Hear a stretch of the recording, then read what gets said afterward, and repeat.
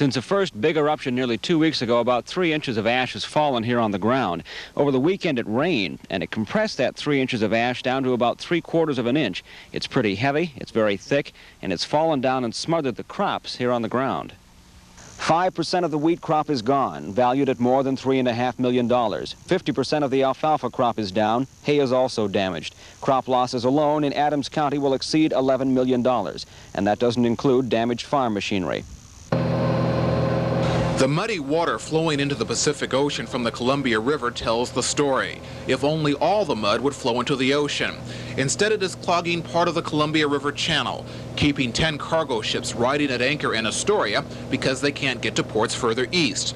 Others are trapped west of the mud barrier at Longview. For grain ships that need 30 feet of water to travel, the upper Columbia is closed. The financial losses to shippers especially will be large. And for farmers, the volcanic ash had a silver lining as grain prices went up in anticipation of a shortage. This house over the Toutle is empty. The survivors have fled, taking their valuables. Neighbors drop by to view the river, awed by the damage, saddened by the destruction of a river and its many thousands of salmon and steelhead who will never swim here again.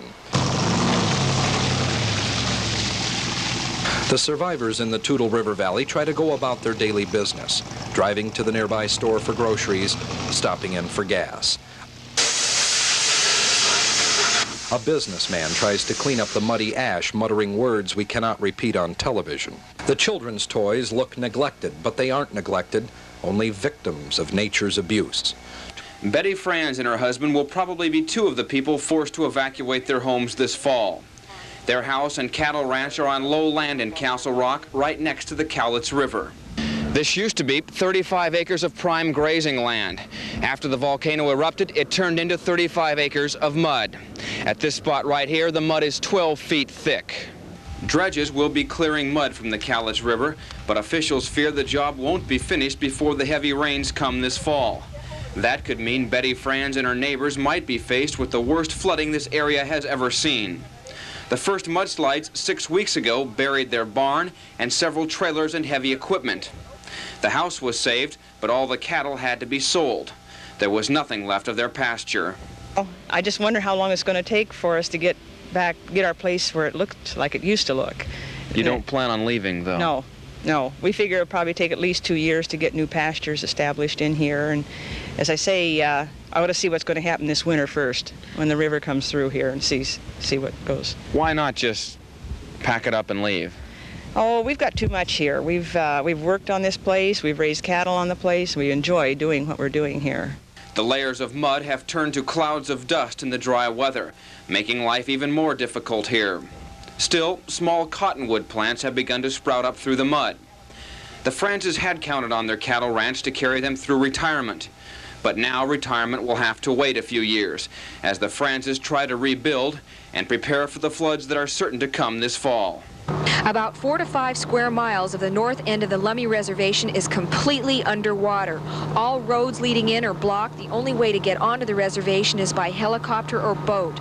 The dike on the Nooksack River broke sometime this morning, flooding fields, yards, and destroying homes. Our main concern was getting medical help in here and getting food in here. We don't have the one store that we have in the reservation don't have gas, and it runs out of food, and the ferry that was bringing food in broke down, so we were really isolated other than air flight out.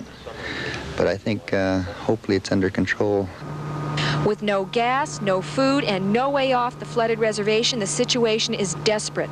Whatcom County Emergency Services have helped. The BIA and the state are standing by with emergency aid. The Red Cross has sent enough food for 7 families, but the Lummies need food for at least 200 more families.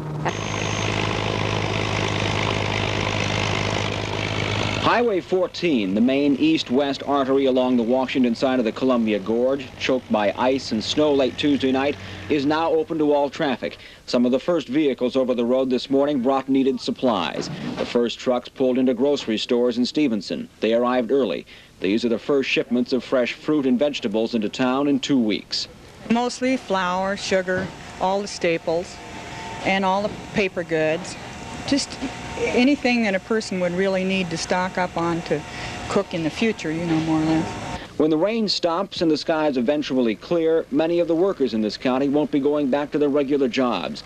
Insurance adjusters here spent the day estimating the damage to the Co-Ply Company, one employing 300 workers. The main buildings in this plywood plant started collapsing Thursday and continued through the weekend. Damage is extensive. The earliest the plant may reopen is June 1st. There was a possibility the lost wages of some workers may be covered by insurance, easing the effects of a possible 5-month layoff. And of course, the National Guard has been working with us for the past 2 days, and they've really helped us out. We just absolutely could not have made it without their help.